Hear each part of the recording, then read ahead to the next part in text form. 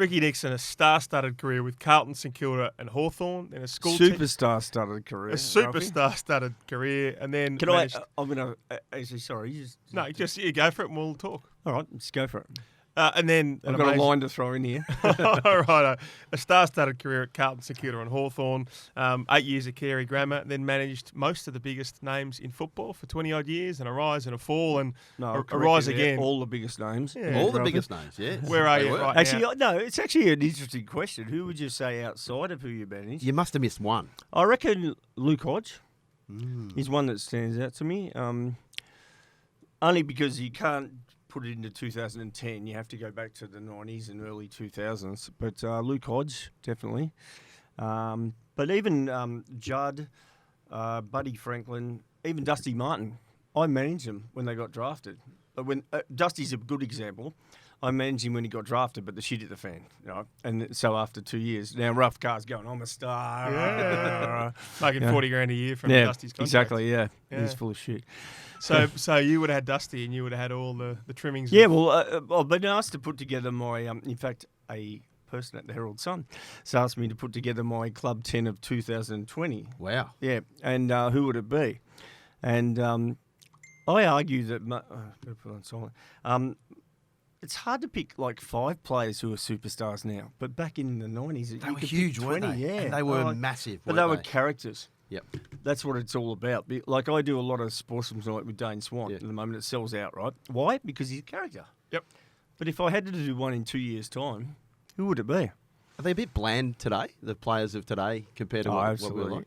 Does that absolutely like frustrate you? Pendles, for example, is he used to live near me in Port Melbourne, and I get on with him well. But he's the most boring bloke I've ever met. But I reckon he's, and I say it to him. Yeah, and he jokes. I said, no wonder you got coronavirus. You're the most boring bloke I've ever met. But he actually, when you go out and speak, he can't say anything because he's bound by the rules or the club and all that sort of thing. So didn't you get that back in the day? I mean, with pretty outspoken players, not all of them. Gavin Brown wasn't outspoken, but no, yeah.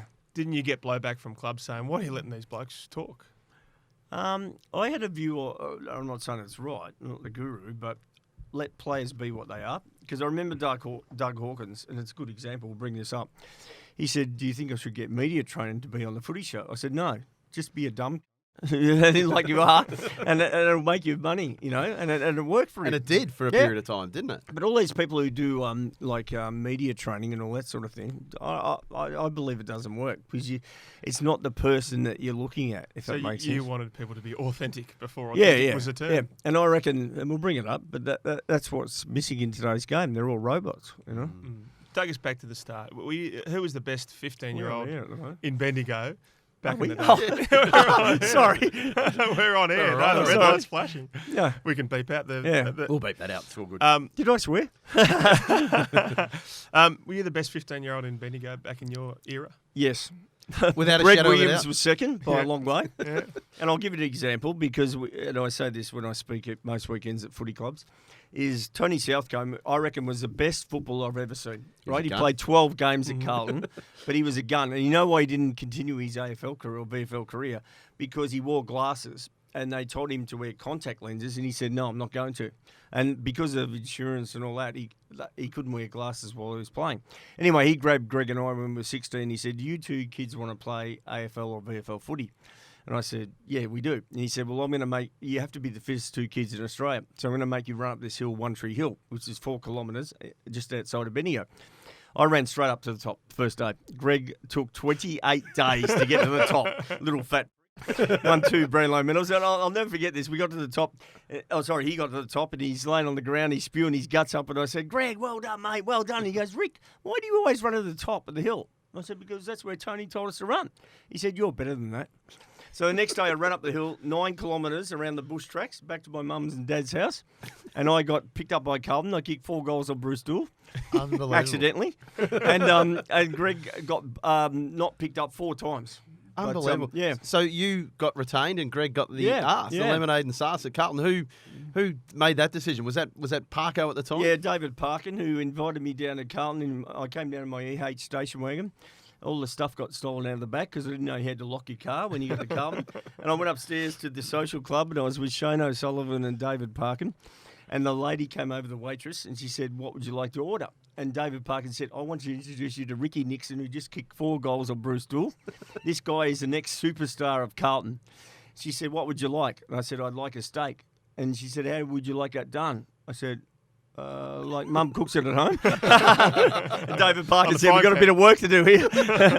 and so you kicked 12 goals in an under-19s game. True or not true? I thought it was 14, but 14. No, if you want to say 12. Unbelievable. Yeah. So what position did you play? People who didn't... I remember you playing. I'm old enough to remember that, Rick. But this will sound egotistical, but I guess I played in the 80s when I was 69 kilos and an athletic sort of person. Greg's my hero. He's a superstar, little fat. And if I played now, I reckon I'd be a superstar. Because I actually hold the longest kick record in the AFL. You won the 90 metres. No, 90 metres I kicked a torpedo one day. And also won goal of the year, the only year Channel 7 didn't cover the game, the ABC did. You know where I won? Zip. Oh, zero. Nothing. Yeah, no zero. car, Yeah, no trip overseas. But the AFL rang me, this is probably 2 years ago, and said, Chicken, which is my name, my kids always text me, "Chicken, what's up?" I go, "It's Dad, all right?" Jesus Christ. They said, "We actually got some good and bad news for you." I said, "What's the good news?" They said, "We're putting you in the Hall of Fame." I said, "Wow, oh, cool," because of my management and all that. I said, "The bad news is you had the longest career for the least amount of games. 11 years for 63 games. That's incredible. So Luke O'Sullivan, who had 10 years for 61 games, I had 60 or something like that. 60. I had one more year than him to play one more game. That's unbelievable. Your first game at Carlton, senior game, was Bruce Doull's 300th game. Tell us about that. Your it was there. Bruce Doull's 300th, but it was also Wayne Harms's, I think, 100th or 150th. I played on Robbie Flower, and this just is an easy it's start. actually extraordinary. Imagine this happening today. Like, I played pretty well. I kept it in 47 possessions. And, no, seriously, every minute he was saying to me, "No, what you got to do," he didn't say chicken, right? "Just run to there, mate. I want you to, and what you got to do is push me out of the way." And and I went, "Wow." So like no one does that. it. No one does that now, Ruffy. Young Ruffy. Sudanese boy. Yeah. Like he was. I don't know. I don't want to say footy shit these days because it's a different game, but to have someone like him. Who I idolised, I suppose, and to say to me, "Run here or do this or do that." The irony is they bounce the ball and they tap out, I don't know, Wow Jones tapped it down to Wayne Harms or whatever. I've run to centre half forward, I was handballed over the top and run in and open a goal. In the first 30 seconds of the game, got tackled, holding the ball. I learned a lesson straight up. Classy. So you lasted 3 years and only played the 4 games. So what happened there? Oh, look, what am I thinking here? 1984, I think, when they won the premiership. Broken ankle, was it? Broke my ankle in the first game, and I was emergency 13 times. Yeah. And debuted that year. And look, I say this to people all the time, every weekend when I speak, is back in those days, there was probably at least 10 genuine superstars. Name me 10 superstars at Richmond. There's probably 3. Might be 3. Yeah. Maybe 4.5. Maybe, yeah. Well, it used to be, you got Tom, you got Ranch, you got Jack, you got Koch, and you got Dusty. So they got 5, and that is the absolute most fair. in the I'll comp. probably say that, Ralphie. And you go to the teams underneath that, well, no one could even name who plays for GWS when they win the flag this year by 73 points. It's like back in those days, and all my best friends are Carlton people. Even today, I got contacted by Carlton about coming to their business networking lunch and all that sort of thing, and I go, wow, that's what footy was about. But when I went to St Kilda, that didn't exist. I was very lucky. I played at Carlton when they were very successful. Played at St Kilda when they were unsuccessful, but they played in their first final in 1991, I think it was. And then went to Hawthorn, which were at the end of... the irony is my son said the other day, he goes, "Dad, you got this... poster on your wall, frame thing, 12 finals in a row at Hawthorn and everything else. You got Dippy Menigo, you got Platten, you've got Gary Ayres, you've got all these blokes. How did you get a game?" I said, "I played 3 games, but I'm in the poster, 12 finals." So you're playing. You played those games with Carlton in 83 to 85. Then was it right? You went overseas on an overseas trip. No, what happened was you had a coach, David Parkin, who ended up not being the coach. Here. I'm glad you brought it up that. because I hate this bloke. David Parkin was coach and was very supportive of me because at one stage I was emergency 10 weeks in a row, and I approached David Parkin and I said, "What am I doing wrong? Look, how do I get a game? I'm on fire in the reserves and da-da-da-da-da. And he goes, you're just not good enough. I said, okay, that's pretty honest. Anyway, at the end of the season, I said, I'm going overseas. And he said, that's fine, as long as you're back by November. And he got sacked. And Robert Walls came in and he said, you can't go overseas if you're a professional footballer and rah-rah. So I'm going with 2 girls. I'm going. He said, well, if you go, I'm sacking you. I said, all right, I'm sacked. See you later. And I actually got signed by Essendon, Collingwood, and I can't think of who it was. Geelong, maybe? I think it was. It was Geelong. Yep, the whole 3, and ended up at St Kilda, which I actually followed. So was the trip worth it with those 2 girls, Ricky? It was better than playing with St Kilda, Ralphie. Thanks for asking. So you end up at St Kilda, as you say, not a successful club, but a very social club. Saints Disco would have been almost in its prime then. Tell us about the famous Saints Disco. I'll tell you a great story. The Saints Disco was the highlight of my life. Playing footy was irrelevant. Yeah. And one night I happened to talk to a girl, and I said, look, we'll go down to the hot tub in the change rooms, right? So we're walking, and then when you left the social club or the bar, we're walking through what was called the president's room, right? As we're walking through there, she said, look, I'm in a hurry. I said, okay, so let's jump in this cupboard. So I opened the cupboard. Trevor Barker was in there with 4 girls. Only 4 for Trevor. That's why you're captain, Trev. So for those that go, what do you mean Saints Disco? So you play a game of footy at Moorabbin at 2 o'clock. How does that day unfold and how quickly do you get there? And who else is there? Because it seems like every other player from every other team would come down to the Saints Disco. Yeah, it was the most popular, I guess, nightclub at the time. And funny story, I was playing against, I think it was North Melbourne, yeah, it would have been, and Jimmy Cracker, right, and Phil Cracker playing together. And I've accidentally hit Phil Cracker in the head with an elbow, right? And Jimmy Cracker's gone, I'm going to kill you, I'm going to do this. And then I said, yeah, whatever, see you after the game, right? So we won. I go in the change room, have a few champagnes. I go out to my car. I've gone out to my car. Now imagine this happening today. Jimmy Cracker sitting on my bonnet. Oh, no. I'm going to smash you, chicken. and for those who can't remember, yeah, he could go. Jimmy was one of the best fighters going around. Yeah, he could go. So what did he say? You go out there? I said, Jimmy, I'm going to tell you one thing. Who's standing behind me? He goes, Well Jones. I go, see you later, mate. And we went up to the disco after that.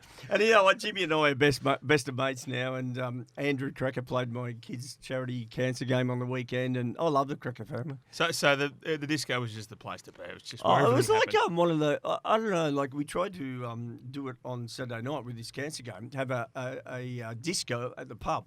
Yep. And like 400 people turned up. It was huge. Playing 80s music and all that. And you think, gee, I know you can't change things, but the footy today, like what used to happen at Carlton is you'd play against, I don't know, Collingwood, right? And Peter Dacos would come back to the bar after the game and have a beer with you. Yep. And Jimmy Buckley would punch him out. And you go, that's entertaining. That's what entertainment's all about. Down to Norton's or the Clyde or, one of those amazing And that doesn't happen now, like you talk to, say, Dusty or Scott Pendlebury or someone like that, and they go, we just go home after the game. You would have made a heap more money if you had been playing in footy today, but you don't think you would have had anywhere near as much fun?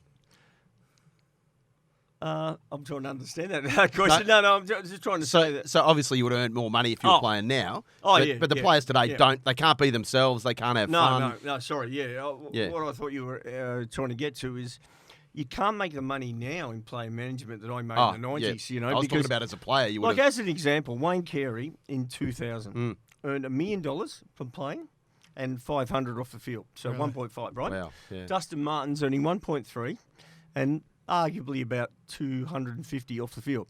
So 20 years later, the best player in the game is earning the same. Which would you think about wrong. The TV That's rights? Wrong. What do you? I say this to Gil McLaughlin is you've got it wrong. Yeah. The average players are earning 400, and they're average. The best players should be earning way more. They should be earning 2.5 million. How do we fix that? Because I couldn't agree more. I mean, is it an exemption for your market? Well, the salary cap is the killer, and argue like back in 1999, Wayne Carey, Greg Miller, who's a good friend of mine, said, "Look, how much do you want?"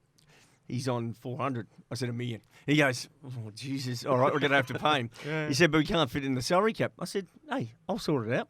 So what I did was I registered Wayne Carey's intellectual property and I set up a company and the intellectual property was owned by Wayne Carey Proprietary Limited. He then licensed it to me for $2. that I could then sell it to North Melbourne Football Club for marketing rights for $700,000. So he was getting $300,000 from North Melbourne, and $700 came to me, and I gave Wayne probably about $400, and he kept $300. But also the other those times. Yeah, absolutely. People say to me, "Oh, you cheated." No, it was within the rules. And the other big one was Essendon in 2000. I think it was 2000. Domain, it was, yeah. Yeah, and the domain name. Absolutely, yeah. I registered MatthewLloyd.com.au and James Heard, and got them $300,000 each. And I said, "Here's $250." They said, "But it's only meant to be 3%." I said, "Hey, I thought of it, not you blokes." Was there a situation there where you, with the Carey one, that you got brought into AFL House and had to explain to Wayne Jackson? They brought me into AFL House and said, "You can't do this." I said, "Guess what? I run the competition, not you." So, 51 games, 32 goals at St Kilda from 86 to 91. And then a contract dispute. What happened there? Why did you get to the Hawks? Well, Peter Hudson, actually, and I must admit, he's been a great mate. I think I was on something like $30,000 or something like that. Ridiculous. He goes, money. "Mate, he goes, mate, we can only pay you $31,000. I actually, it wasn't about a contractual dispute. I actually just got frustrated with all the injuries, and I just said, "Look, and I was teaching at Carey Grammar, and one of the teachers there, one of the English teachers or something like that, he was a mad Hawthorn supporter, and he said, "Look, they're really keen on you." I said, "Well, look, I'll just pretend I'm retired," which I did. And they picked me up as their first pick in the what was the end February draft or the pre-season draft, yeah. So I could always argue that Hawthorn picked me up as the number one draft pick. So you weren't sacked by St Kilda, you just found a way to creatively get to the Hawthorn Football Club. That's the irony, is that I'm not trying to make this egotistical, is I played 63 games over 11 years, but never once was sacked. Yeah. Just left because I wanted to go on somewhere else. So and finished your career with 8 games at Hawthorn in a couple of years. Yeah, but you know what? When I went into player management, and people would say, "Oh, geez, you were so good, you played this," I said, it was a fluke. Because if I played at one club, I had access to 50 players. I played at 3 clubs, I had access to 150 players. Hello. So you're at Carey Grammar, you've got this thing in your mind, I wouldn't mind being a sports management. Well, what it was Michelle Baumgartner, who was an absolute outstanding athlete and outstandingly looking. And she said, every Monday she'd come in and say, "Oh, look at this guy at Mercedes-Benz, said he's going to sponsor me, he's going to be a car," and 2 weeks later she never got the car. I said, "It can't be that hard." So that's what sort of athlete was she, by the way? She was actually outstanding, I think 400 or 800. Okay, runner. Yeah. And she actually, people don't know this, she was a 50% partner with me. We started playing management. And after a year, she said, "This isn't going to work." I said, "Okay, we'll see you later." And 2 years later, I said, "Guess who's winning?" But, it's like, I guess at the time, Michael Jordan, I saw Michael Jordan, I went, "You know what? Australia needs a Michael Jordan." And I had this guy come to me, his name was Carey, as in brother, and he said, "My brother's going to be the best player and the greatest player of all time." I said, "Oh, yeah, I've heard that all before." This mate. Is Dick? Yeah, Dick came along. Yeah, I said, "All right, I'll sign him up." 2 years later, I said, I knew that. Like that, we needed a Michael Jordan here, and I don't concede that it was great planning. Yep, it was just lucky. So Ross Oakley, Ross Oakley, who I see every morning at the Bakehouse in Port Melbourne. Yeah. He laughs all the time. He invited me to a meeting with Jeff Brown, who was the legal counsel at the AFL. And I'll never forget this. They said, "Ricky, we don't want to go against you. We think that agents are going to come into the game. And what's your thoughts?" And I said, "Well, I want to work with you because we want Wayne Carey not to earn $200,000. We want him to earn $100,000. And look, people would know this, but I was the person who did the deal for the AFL with Foxtel. Really? The original deal? Yeah, absolutely. Yep. So were there any player agents around? Did Jeff Brown, there was Peter Jess. There was probably 3. Yep. So I always say I didn't create player management. I just arguably pioneered it. Did you have a manager yourself when you were playing? Yes, I did. To be honest, I wouldn't say manager. It was Kieran Liston, who's my accountant, still is today, who's Jerry Ryan's accountant, Jaco, only worth $700 million. So he's going all right, Kieran. The 3 of us have been great mates over the years. And, might take longer to do his tax than yours. Yeah, my tax return was 0. Jerry's was 3.8 million. And it's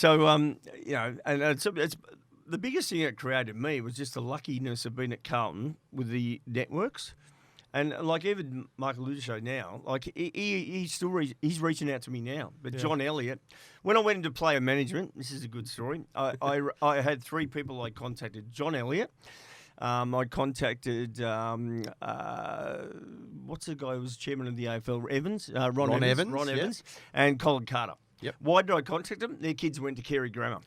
So this was the result. Ron Evans said, "Yeah, Ricky, I reckon it's worth a go." Right? Colin Carter said, "No, Ricky, don't be stupid. Stick at Carey Grammar. You're earning $35,000. Stay there." And John Elliott said, "Rick, I'll tell you what. I'll send you to America to this school, business school. It's cost $10,000. I'll pay for it."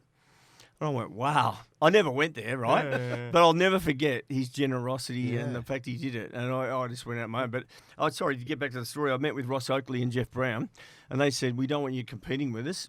And they sent me to America. People don't know this.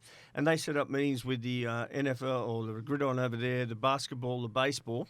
And I saw this thing called the Quarterback Club, which was the 10 best quarterbacks in America. And I went, hey, that might work in Australia. Yeah. I might get Wayne Carey, Tony Lockett, you know. And as I said to you, Ralphie, when we walked in before, if you had to name 20 superstars, if I said to you, name 20 superstars, you couldn't name them. You couldn't. You'd come up with 10, maybe. Yeah. But and even on the weekend, I was playing, had this cancer game, and we had Warwick Kappa, Jake King, you know, those sort of players. You go, they're characters, but they don't play anymore. So who was your first client? Obviously, Carey was your first mega client, but who did you sign up? My first client was, I knew you'd ask me this, and I can't even remember who it was. It was someone at St Kilda. It might have been John Peter Budge. Sorry, John Peter Budge. Yeah, it was someone like that. It was someone like I played with, if you know what I mean. And where it snowballed was Carey, obviously. And this is a good story, though. Gary Ablett. Oh, sorry, I had a private line. We don't have mobile phones back in 1995. We had a private line in the office, phone, and it rings, and it was only for players. So I knew it was Wayne Carey or it's Jason like the Dawson. hotline for only players. I like exactly, or it was Michael Boyce or something like that. So I picked it up. Yeah, hello. This voice goes, Rick, it's Gary Ablett. I said, yeah, sure it is, and hung up. I didn't manage him, right? I rang again. He goes, Rick, it's really Gary Ablett. I said, oh, okay. I said, what do you want? He goes, I heard you earned Wayne Carey $100,000 last year. He said, if you can earn me $100,000, I'll sign with you for 10 years. I said, Gary, sign with me today, and I'll earn you $200. He goes, done. And I went, hang up the phone, and go, oh, my God, how am I going to do this? But I'll just have a punt, you know. Yeah. The phone rang 5 minutes later. This guy goes, Ricky, it's John from Peter Lombard Paper People. Do you manage Gary Ablett? I said, yeah, I've been managing him for 10 years. He goes, oh, we want to do a life-size cardboard cutout of him. Would $50,000 be all right? I said, it's Gary Ablett. He goes, what about 100? I said, done. I rang Gary. He goes, you're a guru. You're a guru. I'll fast-track this story. I said, mate, you need to be in North Melbourne at 11 o'clock on Sunday morning. He goes, no worries. He turned up at 3 o'clock. He's in the toilets combing his one strand of hair for 33 hours. And Nathan and Gary Jr., who were 11 and 12 at the time, are punching the crap out of each other. And they knocked the light stand over. Gary's come running out. There's a big smash. The photographer's come in. He goes, oh, that's it. I've had enough of these two kids. He goes, you, Mr. Super Agent. He said, if you don't fix this up in the next 2 minutes. I said, oh, God. He goes to his computer and prints off a photo of Gary taking the mark of the century over Gary Poop. He gives it to the two kids. He goes, now, you two kids, piss off, right? Anyway, what do you reckon the two kids did? I'll ask you this question, everyone listening. Have you ever asked your old man for an autograph? The two kids said, Dad, can you sign it? I said, oh, you're kidding. Dad, Gary, they could sell it gets for $10. better. Gary goes, no. I said, Gary, it's your own kids. He goes, I'm not signing it. I said, Gary, the photographer's gone, that's it. That's it. Mr. Super Agent, I'm taking these two kids out of the room. You've got 2 minutes to fix this or the $100,000's off the table. I said, no, my new BMW's off the table. I said, Gary, please sign it for your own kids. He said, I'm not signing it. I said, why? He said, I've been up to the school 3 times this week to see the principal. They've been bringing home footy cards. I've been signing them and been selling them for $70. The story gets better. 10 years later, I see Gary Jr. and he says, Chicken, I need to speak to you. I said, what? And he goes, mate, I hear you speak every week and you tell this story, but that's total crap. We weren't getting $70 from him. I said, mate, so it didn't happen. He goes, no. I said, oh, sorry, mate, I really want to apologise. He goes, no, we're getting 150. Good entrepreneurial skills there for the start. So when you're getting that money for people like Gary, I assume it just, you know, the story spread like wildfire and you could just see people just coming in and just wanted to be part of your stable. Yeah, look, people think I'm a genius. I'm not. I was just lucky at the time. But what happened was, this would sound funny, but I was doing handball clinics at shopping centres for $400, taking 3 players, right? They were getting 100 each, and I was getting 100. It was costing me 70 in petrol. And But what they were doing, they went back to their club. I remember I signed 90 players in 1 week. 90 players in 1 week. Early in your... Yeah. Why? Because Wade Carey's got me, Ricky got me $100. Now, I know people would be laughing saying, $100.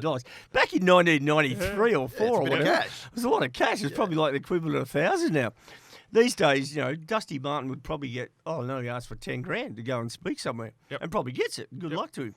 Ruffy, look at these Club 10 names. Let's just go through them. Ablett, Gavin Brown, Jason Dunstall, Glenn Jakovich, Matthew Richardson, James Hurd, Anthony Koutafidis, Matthew Lloyd, Corey McKernan, Michael Voss. Wow, when you had that group of a stable together, how much management was there? Yeah, the original group actually had 11 players in it. People thought Club 11. Club 10 was about 10 players. It actually wasn't. What it was about, people, when I say this, will remember, Mitre 10 was 10 out of 10, and they were my first sponsor. So I called it Club 10 to be related to Mitre 10. But it was never about 10 players because we actually had 11. In the original group, and you've named a few players there. McKernan, who came in late, came in later. Yeah. Only because I didn't want to lose them in management. Kuda, Mark Rashudo, Tony Modra, Michael Voss, a bloke called Ben Cousins, people might know. Yes. So like the group was probably about 17, and Wayne Carey actually last year said to me, "We should do a reunion." I said, "I never thought of that. Great idea." And I spoke to Neil Danaher about doing a reunion for the MND thing. And he goes, "Mate, that's brilliant." And I rang the CEO, but he said, "Rick, we've already organised people for this year." So I'm not sure what they're doing this year. But imagine Lockett, Ablett. Amazing. The biggest names in the game, Cousins, going down the slide. Wow. Cousins will probably go backwards, but anyway. Gary Ablett Sr. Yeah. Take us through managing, one of the more difficult people just in terms of tracking him down and getting him to arrive on time. And it must have been an extraordinarily challenging thing. Well, Ralphie, I don't have a go you, but what you said was difficult, and I understand why you'd say it, because that's a perception. Yeah. But I'll never forget this. It changed my life forever. He rang me one day and said, "Rick, I need to see you." This was after you retired. I said, "What for?" And he goes, "Mate, we're going fishing." I said, "I don't want to go fishing." He said, "No, we're going fishing." We went out fishing. He stopped the boat in the middle of Port Phillip Bay. He said, "Rick," and I was trying to I had him a contract for 150 grand on the footy show, right?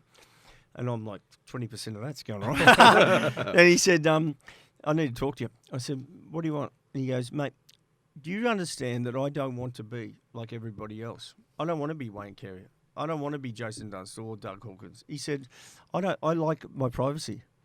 I went, wow. And that changed my life forever. That you can't judge everyone on wanting to be the same, I suppose. And you guys at the Herald Sun are writing about Dusty, and Dusty's very different to Scott Pendlebury and very different to, Tim Kelly at the GWS or whatever else. Josh Kelly, yeah. Josh goes. So he's quite a similar personality almost to Dusty in that he wants his privacy. Oh, look, I would say Gary is one of my best friends of coaching my life, if that makes sense. Yeah, I must admit, one day I was sitting with Gary and Wayne, and I said, if I had 10 tickets to watch you both play, who would I use it on? And Duck goes, you'd use a lot on me. I said, no, I used 10 on Gary. Duck. Really? Oh, well, I always say Duck's by far the greatest player who's ever played the game, by far. But you got to judge that on when TV came in. I can't judge Coleman because I never saw him play. Yep.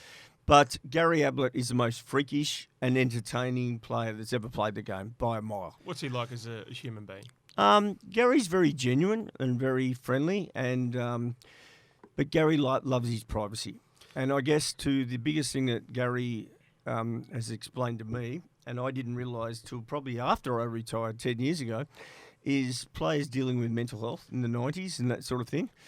Without going into detail about Gary, but most of the best players in the game have got massive anxiety problems.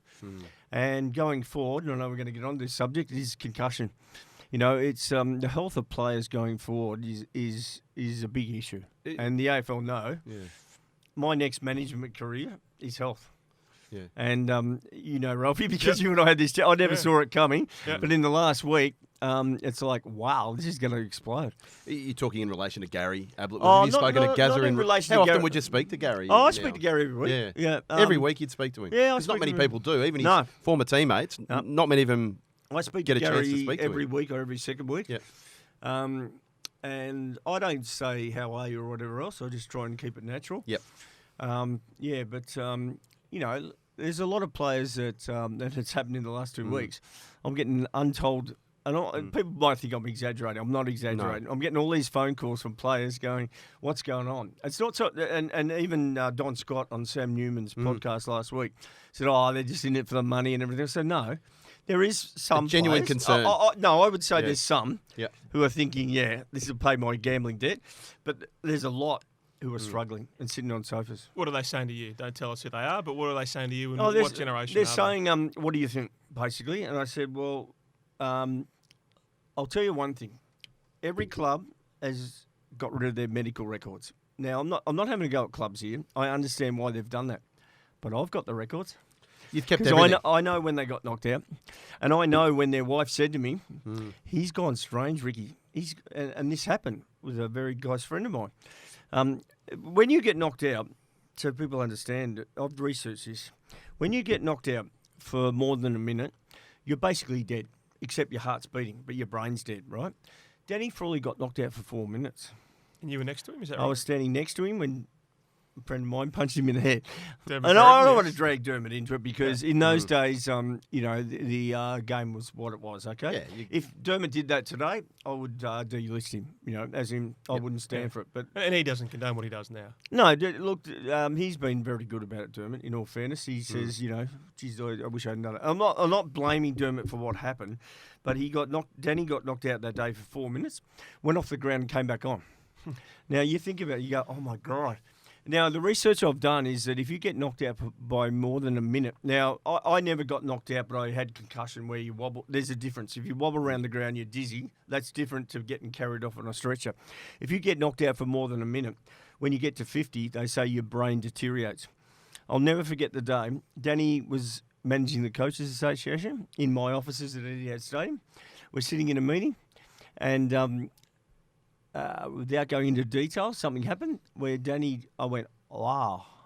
And he left, and I got a phone call 3 hours later from someone, a family member, who said, Rick, what's going on? He's off his head. I went, I know. And I've seen it over 5 years. I think he's the same age as me. Yeah, the deterioration. And on Fox Footy, I think they saw it as well, in fairness. Some of the things he was doing was funny, but some of them you go, geez, you know. He almost masked and a lot of that stuff. Then I actually heard that at St Kilda, allegedly, he was development coach or whatever. 10 times they asked him to leave the ground. For what reason? That he wasn't right. You know, and look, this is I don't want to exaggerate and bring the family into it and all this, but what I do want to bring up is we need to get on top of this whole concussion thing. And it's a really hard case because I've been told this. The judge is going to say this, Mr. AFL, tell me what you told the players. And they'll say, well, we said to him you could get hit in the head. Okay, Mr. Player, John Barnes, tell us what you know. And he goes, well, I can't remember. All right, so has anyone got any information on this? So my job is to collate the information. So you've kept everything, like records of your players and the like, so that could be used down the track potentially to help them. Yep. In fact, I didn't keep it for the reasons we're talking about now. But it works out. But I'll tell you what, I'm loving that I kept the records now. Absolutely. So how many of those players are, so give us an example. A lot of those players are, your age, and they're just saying, look, I'm having all the symptoms that, I don't know, Greg Williams. Well, Johnny Barnes is a good example. He says and don't quote me on the exact number, but it's something like he said he'd been knocked out 14 times. Now, I've got records to say he's been knocked out 8 times. Now, it doesn't matter, right? I've also got records that say... John came in to see me today and he rode a motorbike into my office. And I went, right, okay. Not like Dermot up the steps of the metro. So note taken, right? Yeah. I think this is not normal. And when the judge says, has anyone got any evidence? I know who has. Yeah. Chicken goes bang. Do you whether it's a settlement, whether it's, hundreds of millions goes to science and helping these blokes? I mean...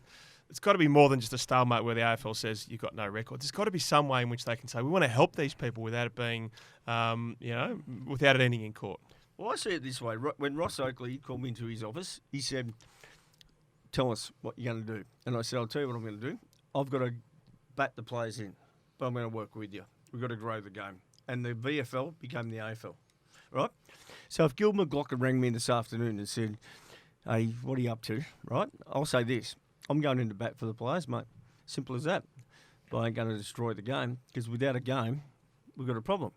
But I don't want players sitting on sofas, drinking beers all day on Centrelink things, and they're off their heads, right? Yeah. Now, I know you will say, well, how do we prove that and everything else? Well, the answer is simply this. We need to be able to prove things, and we need to be able to manage the health of players. People have looked at Peter Jess and they said, concussion campaigner. But it seems to me like you've really come around in the last 6 months to realise that this is just not, a few isolated people. This is, people who are really taking up the cudgels for the right cause. Yeah, Ralphie, I think what you're saying is right. Is that I guess I never even thought about it 5 years ago. And people would say, you're just on an agenda and you want to screw the AFL and it's all about money and everything else. Yes, it is. But no, but I see it as my management career is going from managing players to managing their health. Yeah. And I run a health business as well. So it's all barreling into the same thing. But it's not about destroying the AFL. It's about... And I know that Andrew Dillon and everyone at the AFL, he's spoken to me and he's met with me.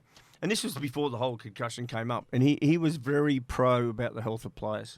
And I'm sure Gil is as well. Danny Frawley, you managed him for a time there. Yeah. A lot of his media stuff. You spoke to him a lot in the last days and weeks and months. How did that all unfold? If I said I saw it coming, I didn't. You'd be silly to say that. But he, how can I say this without breaking confidentiality? He met with me just before he passed away, and he was in a lot of trouble mentally. And to this day, and people know I went to hospital and did a stupid thing, drank 3 bottles of wine in 5 minutes, might have been 4. But I did my head in about, and Rex Hunt helped me out on this, did my head in about I should have done more. People don't know, I had 3 mates suicide in 1 week. Wow. 3. And I've never had anyone, but 3 in 1 week, including one of your best mates.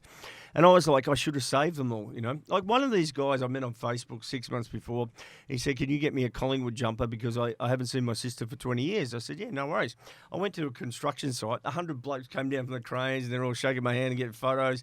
And he kissed me on the cheek and got a photo. He suicided that night. Oh. I'm like, what? How does this happen? And I was like, I've got to do something about it. Anyway, Rex Hunt rang me, and I'll never forget this, and I hope people take this on board. Rex said, you know what, chicken? If you stop your mate, and it doesn't have to be Danny, from crashing in the tree, they would have crashed into one the next day. So stop worrying about you could have saved them. Yes, you could have, in the lead-up, you could have done something, but you can't save them if they're in that mindset, Yeah, obviously that's got to affect you seriously. You obviously had some issues yourself. How did you get through that? How did you personally get through that? That was probably what happened with Danny, is he came to see me saying, how do you do it? You get up every day. You're always, like even this morning, I've had the biggest week of my life. I'm up firing because Ralphie told me to come and do a podcast. I don't know. And I said to Danny, it's just your genetics, And I have even family members and everything else that are very negative. Every negative I have, I turn into a positive. And that's just my mindset, And, even the newspaper, the local newspaper sometimes can be negative about me, but I see them as, well, guess what? They publicise what you do and everything else. So, at the end of the day. So Danny came to see me and said, how do you do it? And I said, mate, it's just my genetics. And something happened after that, which I don't want to go into, which displayed to me that he wasn't in the mindset that perhaps I was, Yeah. So it's sad, and it's still in my mind.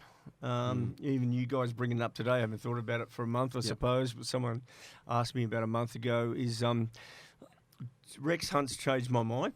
And I've got this health business, and I've been asked by 5 construction companies in Adelaide to speak to 300 apprentices. And I said, about what? And they've gone about their lives. And I go, well, why would you want me to talk about it? And they said, because you made every draft pick in Australia a hero. And I said, okay, that makes sense. $5,000. Anyway, they want me to speak to them about growing their lives. So I decided, okay, on the back of Danny Frawley, I'm going to create a thing called Game Changer, which I have. And it's about, we don't talk suicide, we don't talk anxiety, we don't talk depression. We talk smiling. We talk about climbing mountains. We talk about being successful.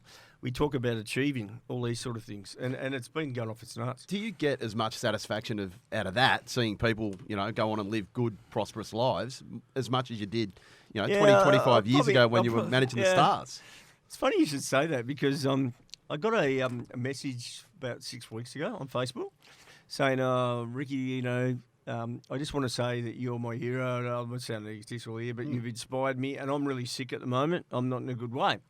I said, "Oh, mate, thank you for the message. I'd love to." Oh, sorry, he said he wants to catch up for a coffee, and I said, I'll catch up with you. He said, I'm in hospital at the moment. I said, which hospital? And he said, St George's in Kew. I said, I'll see you in 30 minutes. And I don't know why to this day I went there, right? And I'm meeting him. He goes, "Oh my God, you came to the hospital." Yeah. I said, "Yeah, that's just me, you know." Yeah. And he goes, "Here's $5,000 to your kids with cancer." And I went, "No, you don't have to do that. I just came to see you." And he goes, No, here's $5,000. Wow. I went, wow. And this guy was just genuine. He wasn't in a great way. And to this day, I'll never forget that. You know? Yeah. So if Danny Frawley has CTE, would it explain a fair bit to you? Yeah, look, I guess the deterioration I didn't see in the last 3 years. I've seen it for 15 years. Yeah. I've seen his behaviour change. And, you know, Des Tudman and Peter Bedford are good mates of mine. They live in Port Melbourne, and I didn't play with them. I didn't manage them or anything like that. They're 150 years older than me. But the things they talk to me about 15 of their best mates being on the sofa at home, you know, drinking beers and not in a good way, and their head is not great. I go, we've got to do something about this. So I've met with Carlton, Essendon, Collingwood, St Kilda about doing health checks with the players. Yep. And I think it's really important that we give health checks to the players every year. Vital health checks? Vital health checks. So this started last year when I was going to start a medical centre for ex-AFL players because I thought they get $8,000 a year. I thought 20% of that would go right. And you're still a manager, aren't you? Yeah, got to have the money in there. And I was talking to Jerry Ryan, who's a great mate of mine, you know, Jayco Caravans, and I said, mate, what if we convert one of your camper vans into a mobile health thing? He goes, mate, that's the best idea I've ever heard. I've gone, oh, I thought of that. So what's happened, though, is I got these ambulances and everyone goes, oh, that's the best idea of all time. We go to businesses, pull up out the front, come and get a health check. What the hell was on? The irony is we've done 1,500 health checks in 3 months, which is a world record. Not one in the ambulance. It's all in the offices, you know. Yeah. So it's a great billboard, I suppose. But I'll tell you what's interesting, and I'm actually going to approach the Herald Sun. Peter Blunden, who's been a good mate over the years, even though I hate him sometimes, is you know, give a health check to everyone at News Corp or whatever. But skin checks are huge. Massive. Oh my God! Massive. We found a kid before Christmas, 22, who had a melanoma in his arm. He was going to be dead in 18 months, and his mum rang me crying, going, "Oh, Ricky, you've saved my son's life." I said, "I didn't save him." Racing Victoria, who our best client, well, not biggest client, we do all the racetracks around Victoria. I said, "Look, Racing Victoria have saved his life," and I said, "What 22-year-old would get a skin check?" Well, it costs you $220 to go to a dermatologist. Well, you guys probably haven't. I have had a few things cut off here and there, but I mean, who can afford $220? Yeah, it's you can't. But you don't follow it up. That's the thing. You got to continue to follow it up. Racing Victoria got a fair bit of. Yeah. But no, they've been really conscious of their staff who work on the racetracks. You know, out in the sun all day. Yeah. And I remember Greg Williams and I in Bendigo used to see who could get sunburnt the most. That's what it was back then. Now. No one do that now. Back in Bendigo, so there was yourself, there was Greg Williams, there was a young punk called Mark Robinson. Could Robbo play footy? Because he always says that it was him. He was the biggest I've ever seen. You're not allowed to say. You know, he's going to take this. Sorry, we don't want to do that discrimination. No. But I would go out on the ground and go, here's 3 votes straight away. And I played on him 3 times a year. That's 9 votes. I nearly won the medal just out of that. No, he played for the Slagheads, Sandhurst. Yeah. It's a great name. Was he any good or not? No. Robbo's been a great friend, and you know, he sort of started in the industry a bit before you, Ralphie, and etc. And you guys, So but, a little bit, yeah. And look, Mike Sheen's a good mate in inverted commas, but back in the 90s and early 2000s, and Scotty Palmer's a good example. He'd ring me and say, "I've got a story on Michael Voss. He did this, he did that." I'd say, "Don't do it, please, mate. But I'll give you a story about." The trade-off. Simon Black, yeah. Yep. You go, "No worries, mate. Da-da-da-da." I appreciate things have changed now, Ruffy, where you just write anything. But you can't hold anything. Stuff is going to get out on Facebook, Snapchat, well, TikTok. The biggest difference is, and I respect you, both of you, is there's 24 hours a day now, and you guys, to save your jobs and everything, have got to write stories, you know. And I didn't hear about the Scott Pendlebury thing till I was on the way here, and I went, "Oh my God, that's going to go out of control." What's the biggest story that never got out in your managing a player? Is probably one of my greatest friends. I won't name him, but he plays for Richmond. He pissed on a wall one night in St Kilda and got locked up. and I had to get out of bed at 4:30 in the morning and go down and get him out of jail, and not out of jail, out of the prison cells and everything else, and never made the newspapers. And I think there's one particular player at the moment. If he's amazing, I won't say who he is or where he plays, but in Sydney, he's very lucky that a lot of things haven't got out. Benny Cousins. Did we ignore the warning signs? Did he not want to listen to him? What do you think about that? Because you managed him his entire career. I know people would be hearing this and go, "Oh, he's full of shit." I didn't know he was on drugs. Like, he was in my office and went to the toilet 5 times, and I'm like, "What's wrong?" And he goes, "I've got a gutsache." Yeah. Now I look back and go, "No, you didn't have a gutsache." Ben. I love Ben, but he's had managed him his whole career. Well, what happened was his dad, Brian, managed him, basically, but I would advise Brian on what to do. I'm talking about his playing contract, but I manage his marketing side. Now, he's coming out and he's doing a big, interview. Tell all, with Basil Zemplis on Channel 7. And I don't agree with that. I had a deal for him that would have supported his kids at the moment. But Ben, I'm trying to say this nicely, I love him, but he's at the crossroads. He's got to make a decision. What's more important, his kids or the other? And at the moment, the other is more important. So the fear is that And I face that crossroad. Yeah. I was told in no uncertain terms by Peter Moore, who I coached with at Q Comments, and he was assistant coach. You got to make a decision, Rick. What's more important, your kids or the drugs? Yeah. How stark is that when Peter Moore says that to you? Absolutely. And, and I say this when I speak every weekend, is I know people think I'm exaggerating, but I had 347 missed calls, right, this day. I was front page of a certain newspaper, right? And I got this. I got 5 as well, weren't you? No. Well, Wayne Carey said he got 9 pages. I had 14. I got this call from Peter, and I answered it. Now, when I think back, this is 10 years ago now, why did I answer it? I'll tell you why, because he was above me. So I say to people, if you're gambling, you're drinking too much, you're doing drugs or whatever, when your mate says, "Hey, mate, you got to stop," or whatever, you go, "I'm not doing much." No. If someone above you says it, it changes everything. And Peter changed me that day. He sent me to a doctor, and I got out of denial, and that's what changed. How much trouble were you in, Ricky, with that? Oh, look, I know it's easy to exaggerate, but nowhere near what people think, if you know what I mean. Yep. Like one night, one guy said, "How much drugs were you doing, Ricky?" Oh, so how much cocaine were you doing? I said, "Cocaine. I was doing heroin. I was doing mercury. I was doing tablet." And everyone started laughing. I said, "Because you all think you know what I was doing." Yeah. I was probably doing nowhere near what most people in society were doing, but because it became public, I've got to accept that I made a bad decision. So simple as that. Did you get just seduced because you saw the lifestyle of some of your clients? Or how what happened is, I won't go into huge detail here, is I went to a hotel room and I shouldn't have, right? Yep. No problem. I'm not in denial. My wife has never asked me what I did wrong. She just went, "You stuffed up, Ricky. Do something about it." But that's not where it started. My number one client wasn't Wayne Carey. It wasn't Gary Ablett. Guess who it was? Clinton Gribus. I met Clinton Gribus. He was earning 30 grand on the ABC. And I said, "Mate, I'll make you 300. He said, "I'll sign with you now." I got him $1 million in 6 months. He was head of Fox. Oh, mate, it was a bit about timing, right? So he was paying me 20% of that, right? Whereas Wayne Carey was paying me 3%. So when I say my number one client, he came to my office 3 days before Christmas. Half his ear was hanging off, fractured jaw or whatever else. "Mate, what's happened?"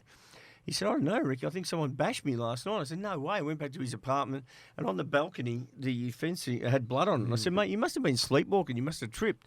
He said, "That's funny you should say that. They found me out near the lift 3 nights ago, sound asleep." I said, "Mate, something's not right. You got to go to the doctor." Rang him the day before Christmas. I said, "How'd you go to the doctor?" He said, "Mate, they said there's nothing wrong with me." I said, "No worries, mate." And I hung up when he didn't go to the doctor. Then when he died 4 days later, it's not an excuse, but it changed my life forever. And you can talk about hotel rooms and girls and, that's not what happened. I started drinking. I've never done drugs in my life. I started doing cocaine, and I got addicted. And I did this, I'm talking about when I'm 48. I'm not talking about 28. I've never done drugs in my life. Yeah. And all these people want to speculate and everything. "Oh, you had a young girl, you're doing drugs and everything." That's not what happened. I was actually in a bad way. My wife, every night my wife would say, actually, I said to a lot of people who work with me, I said to Wayne Carey, I said to Gary Ablett, "Why didn't you stop me? Why didn't you ask me?" And they go, "Oh, because you're up there." And you don't see it that way, the person yourself. And even Brad Johnson, who I've spoken to lately, he came to see me at my house and said, "Rick, mate, I love you. You got to stop. And I said, mate, I'm not doing it. And this is why the Peter Moore thing changed. I said, mate, I'm not doing it. I'm not doing it. I wish I had have changed back then. So you're in denial in that sense. You're in denial. In that sense until something slaps you. But I also know now that Ben Cousins got tested by a doctor who was the doctor for doctors who have addiction. The biggest addicts in the world are doctors because they prescribe their own drugs. And he said, Rick, the problem is his metabolic rate is in the top 1% in Australia. I said, but what's that mean? And they go, well, he can do 100 lots of drugs and alcohol and everything, and someone could do this much, you could do this much, and you'd be in bed, right? Absolutely, yeah. I said, oh, that's grouse. Could you test me? He tested me. I was in the top 0.01% in Australia. Oh, wow. And that changed my life a fair bit because I realised that, and people know, my friends know it, I can drink 10 bottles of wine and just be standing up and everyone else is laying on the floor. Yeah. And it does my head in because you're chasing a satisfaction, I suppose, that you're not going to get to.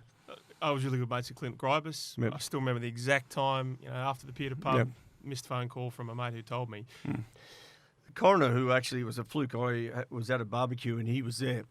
And I didn't know he was the coroner. And he said, oh, Rick, I'm the coroner. I said, what happened? He goes, well, it's not for me to, off the record, to tell you, but his family wanted him to be buried with his brain. If we'd kept his brain, we would probably be able to 100% say. But basically, he had a brain tumour and basically had a seizure. And I said, so... Because people speculate it's drugs and alcohol. He was the most clean living man that has ever been. All it was, but this is why I've partly started this health check business, is if Ralphie, if I tested you today, we might find something, a blood disorder or whatever else, and save your life. He didn't get tested. Blokes didn't do health checks 10 years ago. Where would he have been now? Look, Rex Hunt is a great friend of mine. Yeah. And Rex actually says, he was the star, not me. And like everyone loves Rex, right?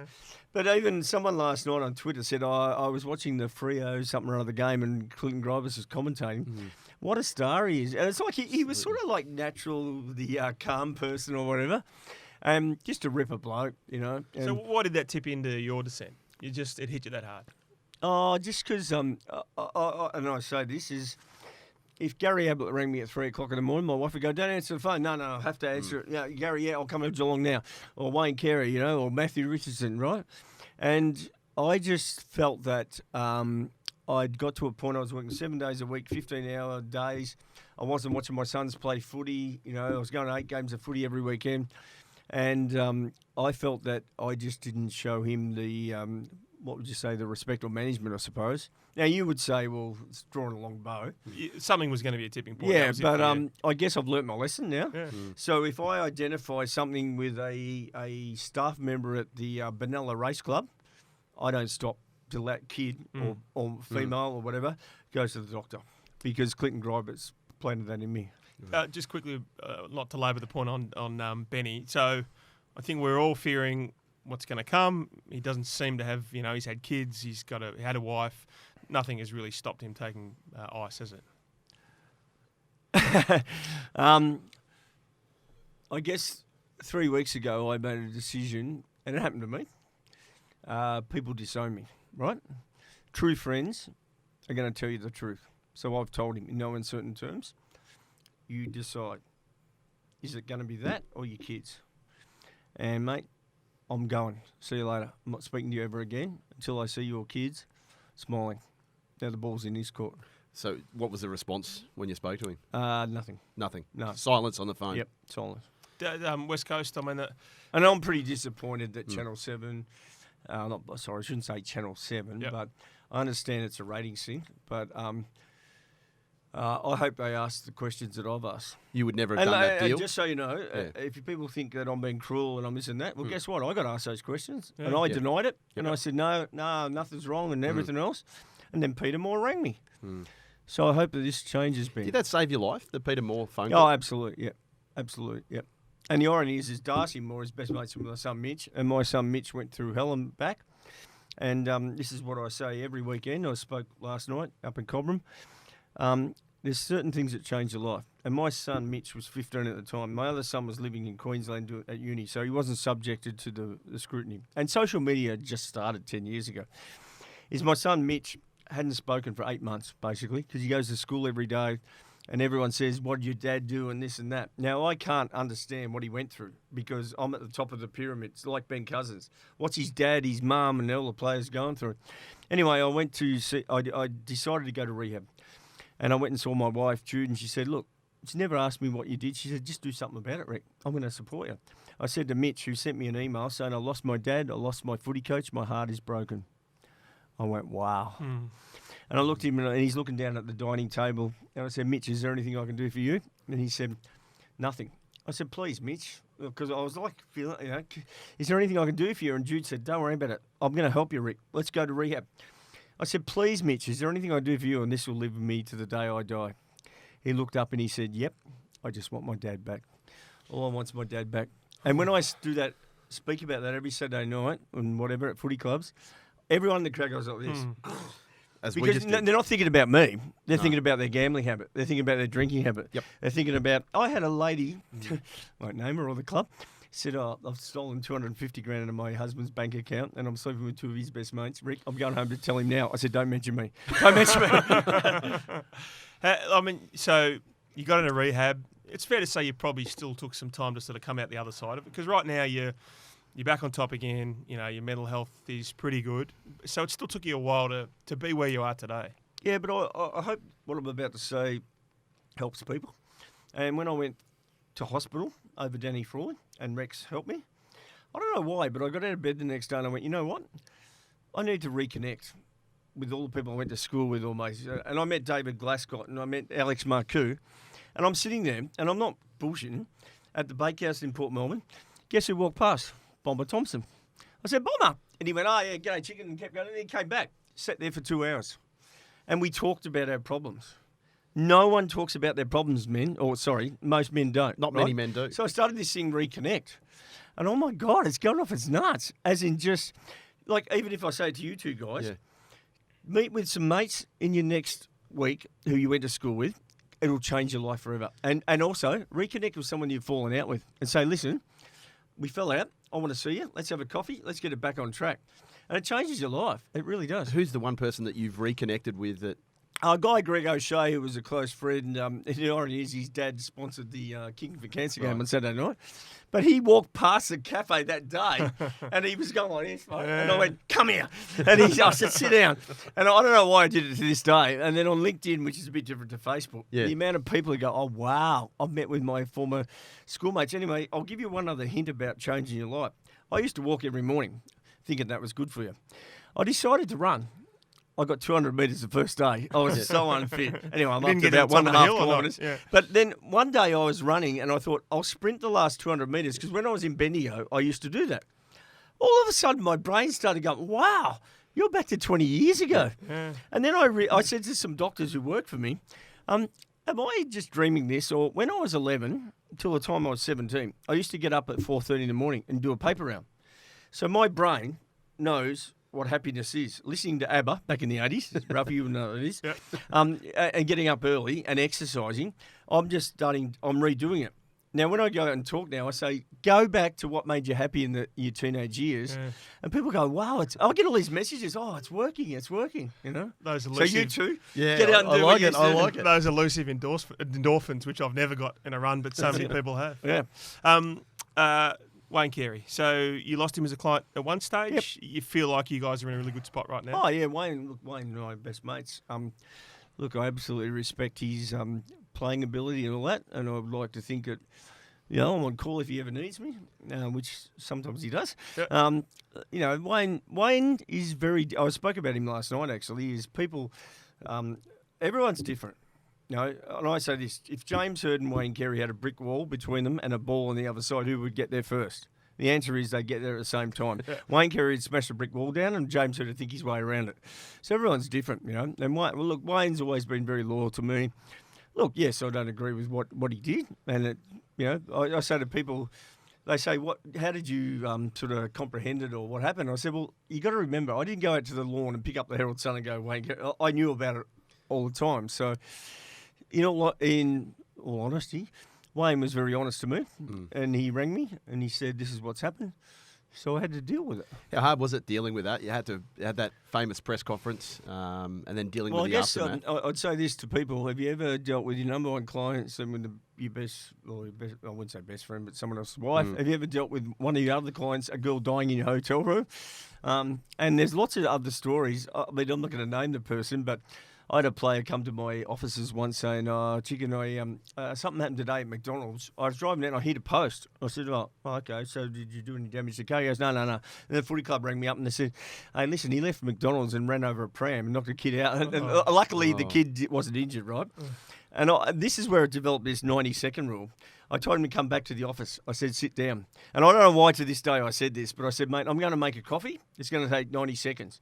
When I get back, if you tell me lies, this is what's going to happen. I walked out the door, came straight back in. I said, what happened? He goes, I ran over a kid in a pram. And I went, and I dealt with that with every player after that. And it worked. Yeah, it worked. Until, as you've said, I think yourself, that you weren't honest with yourself. No, exactly. And I remember one day, Todd Viney, who worked for me, Wayne Carey was sitting there and I was having a go at Duck about it. He goes, I want to punch your head in. And Todd stood up and went, no, you're not. And I'll never forget this. Duck sat down for the first time in his life. And so that 24 hours was it the most extraordinary thing you ever had to deal with? No. You might think it was, but to me it wasn't. Just to me it seemed like other things I've dealt with. And I would say that I've probably dealt with 3 or 4 other things that were harder, I suppose. So I might, you might think that's exaggerating, but I've dealt with things like a player playing in the grand final whose dad died the night before, and things like that. Sister died the night before. So... Yeah, I mean, we don't condone, some of the things that happened to Wayne, but what are your thoughts on how he's been able to put his life back together? I think credit to himself. Wayne adopted a different approach to me. And if I look back now, Michael Kadinsky, who's a great friend of mine, told me when all this, what hit the fan, don't say anything. Don't say anything. But I did for 4 years. I wanted to, that's my nature. I wanted to respond. I wanted to tell her. Wayne never said anything. And the head of Channel 7 rang me and said, look, we're thinking about, we want to take your advice. What do you think we're going to put him on? I said, I'll tell you what, he's never said anything. Put him on. You're going to cop flack for 2 weeks. Don't let him respond, and you'll be right. And I reckon he's probably the best special comments person in the game. I really do. Yeah. Just on your own situation as well there, the people that walked away from you, how tough was that? Losing clients, losing people that were close to you? Well, Sam Newman, who's a great mate of mine, he actually said to me, I'm coming to pick you up. And I said, I don't want to be picked up. No. He goes, no, I'm at the front of your house. Get in the car. And I said, what? And at this stage, I'm getting everyone, telling me this and that. And he goes, can I tell you something? Your true friends will stick by you. Your true friends may not agree with what you've done. Like if you murdered someone, you're not going to agree with that, but you stick by someone, right? And it was a great lesson. I've had some players who didn't stick by me. And yet when I see them in the street, Chicken, how are you? And I think, yeah, good on you. See you later. But the mainstays did. There's a couple who didn't. Look, I don't hold grudges against them. I understand what had happened. Even Western Bulldogs, Rodney Eade, I managed him, right? And he called the players into a meeting and said, look, you're going to have to get rid of him and all this sort of stuff. And now says to me, oh, my God, I didn't realise at the time. Everyone was just in hysteria. So I don't hold that against him. But the ones who have ignored me for 5 years and now want to be my best friend aren't my best friends. This is a podcast called Sacked, and you've told us you weren't sacked as a footballer, but you were as an agent. What was that process like when you're effectively deregistered for 2 years? Yeah, deregistered for 2 years. When you think about it, there's way more going on at the AFL house than what I ever did.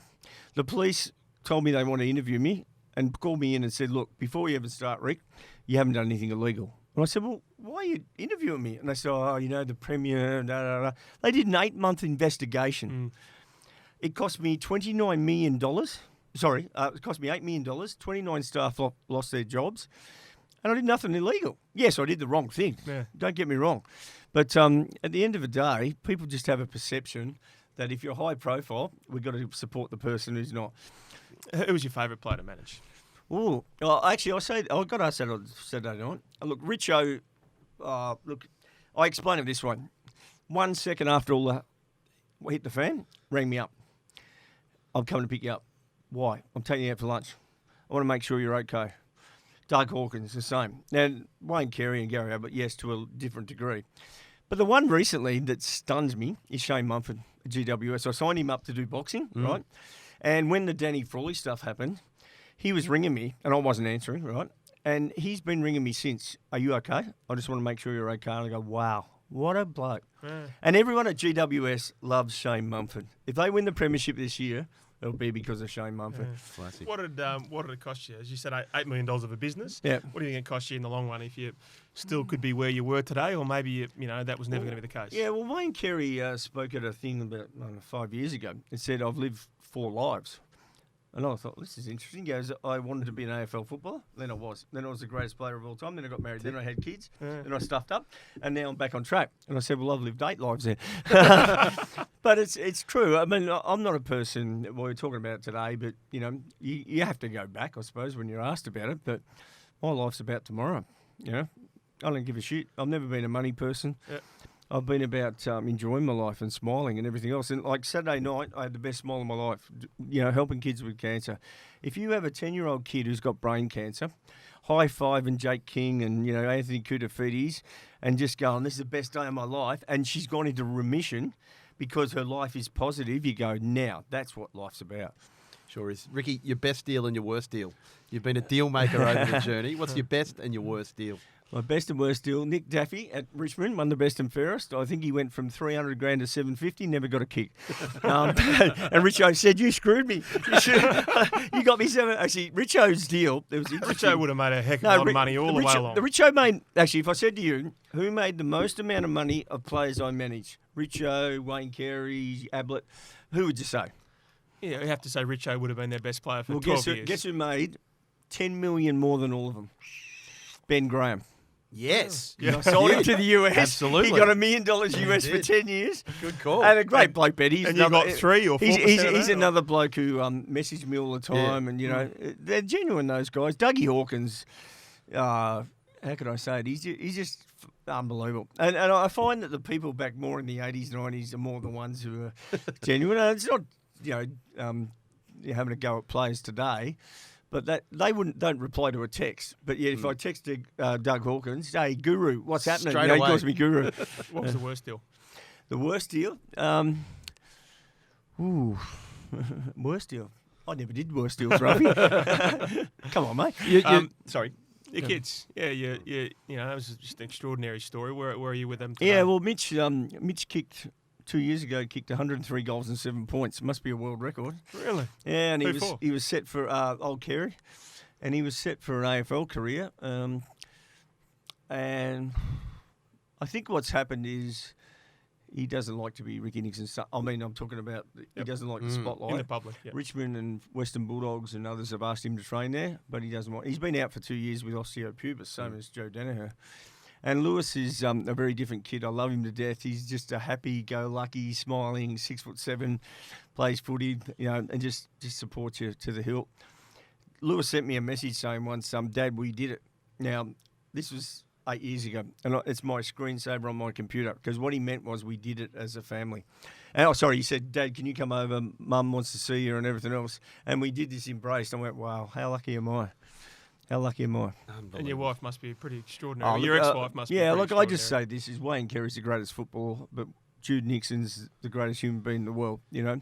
She's, even last night, I got this message on my email, donation to Kicking with Cancer. I went, oh, my God, stop it. Yeah. I don't want to like you this much. Yeah. And she goes, oh, your new partner, Melissa's amazing. No, you're not supposed to say that.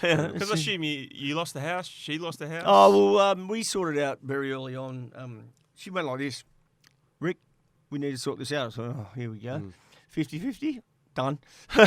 And so at the end of the day, she's practical. You've written 2 books, Ricky. Yep. The first one was It's a Jungle Out There. The second one is My Side. What's the third one going to be, this next stage? Yeah, everyone wants me to write another one. I guess it's sort of 50-50 because people want to, inside info on the AFL. I don't think I want to go there, to be honest, because there's people at the AFL who ring me a lot for advice. Mind you, they don't want me involved with the AFL because, you can't do things that involve certain people and all that sort of thing, but it doesn't worry me. I don't want to be involved. They want me to go back in player management. I don't want to go back to player management. I guess at the end of the day, I'm happy with where I'm at with health checks and the kids. The kids with cancer just came from nowhere. And I'll just tell you a little story. Last year, I started this game with people who had cancer and ex-AFL players. And I actually was just generally saying we'll help people with cancer. This guy rang me and he said, Rick, you don't know me, but my daughter was 5 years old, died of brain cancer yesterday. I haven't worked for 2 years. Can you lend me $300 to bury her? Now, don't take this next bit the wrong way. I said, mate, can you just tell me what your Facebook page is? I went to his Facebook. He's holding his baby daughter dead in his arms. I started crying and went, oh, my God. Oh. So we gave him $2.5 grand. And that started this whole thing where on Saturday night, look, we did really well, but we could have done a lot better, but because of the coronavirus thing and everything else. But people like Jake King, who people just have a perception of, oh, my God, this guy went to Shepparton and this girl with cancer is doing the media launch with us, right? He goes, I'm going to have a kick with the chicken. I said, yeah, no worries. 15 minutes later, I said, mate, we've got to get going. He said, no, I'm doing an hour with her. I said, an hour? You're kidding, are you? He spent an hour with her, kicking her. And I thought, wow, what a guy. He has this perception with people because of who he hangs around with. So how did you get the chicken nickname? This came up on the weekend actually with George Zirkus, who owns Shepparton. He goes, is it your chicken legs? I said, no, everyone thinks it's something that, like my kids text me, hey, chicken, what are you up to? I go, it's Dad, all right? I reckon it's one of those names where no one calls me Ricky. Everyone calls me Chicken. So I went to Tasmania a couple of weeks ago with Dane Swan. He's going, Ricky. I said, mate, I'm not used to this. Can you call me Chicken? He goes, no, I don't call anyone by their nickname. Back in 1982, Wow Jones, we had training. We're pissed, as in drunk, and he's ordered 48 hamburgers with a lot. It comes in, I get a knife and fork, and I'm cutting it up. He goes, what are you doing? I said, well, I'm eating it. And he goes, you don't need a hamburger with a knife and fork. I said, mate, I've got the smallest mouth in Australia. He goes, chicken lips. And that's how it started. He just got shortened to chicken.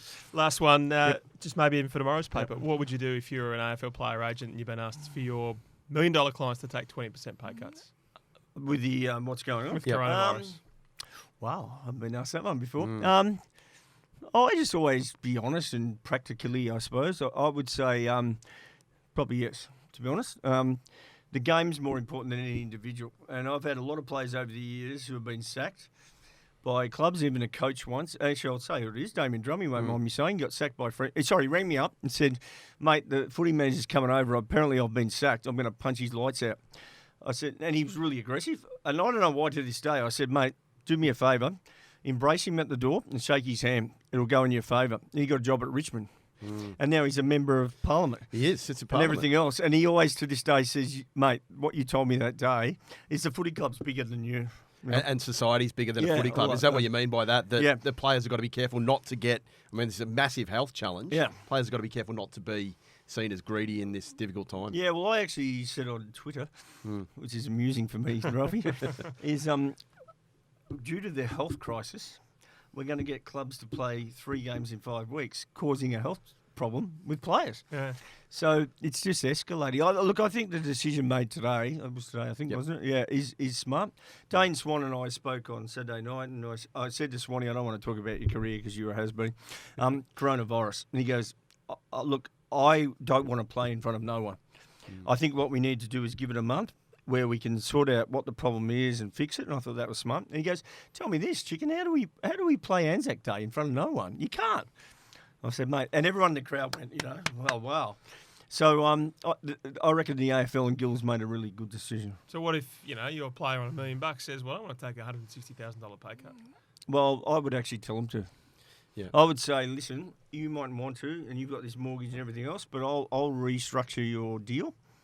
Because what I do, as a good manager would, and I hope none are listening, is I go, you're going to lose $200,000, right? But we're going to extend your contract for a year. Instead of getting $200,000, I'm going to get you on $500 because the club doesn't want to lose you. No, correct. And that's what can be that's what can happen now. It smart agents, there's not many of them, but that's what they need to do. Joe Danaher, what would you do if you were his client? Oh, look, I like Joe. I really do. I met him probably 5 or 6 years ago. And I know Joe's been dealing with a few problems off the field and everything else, but to me it looks like he's on track. He's a star. I love him. I think Essendon made the right decision, and I just hope it works out for everybody because I actually think he could be. 3 years ago, I said Ben Brown or Joe Danaher, who's the next Wayne Carey. And I said, Joe Danaher. Now, he hasn't been on the ground. Ben's been great, and Ben's a fantastic person. But Joe's, I think Joe could have a big year. And if he does, look out. Look out. They're the only club I can't pick. I mean, I'm the best predictor in the history of the world, Giraffe. I'm the only bloke who picked Richmond 3 years ago. There you go. Yeah, I'm the only bloke who said 2 years ago they wouldn't win it. This year I did a speaking gig for a certain betting agency who said, look, we'll pay you $2,000. Or we'll give you double the odds on any bet you want. I said, I'll take GWS at 17-1, 35-1. I had 70 grand. Oh. 70 grand. Oh. I punched Shane Mumford's lights out after the game. Ricky Nixon, thanks for your time. No worries, boys. Thank you very much.